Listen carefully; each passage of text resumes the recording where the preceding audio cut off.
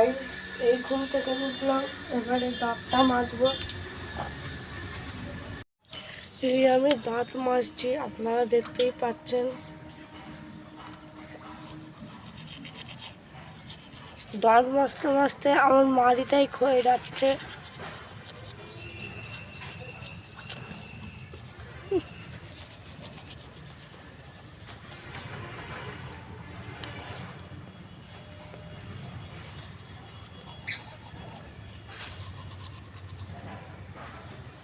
মজা হয়ে গেছে, এবারে রান্নাশালায় যাব।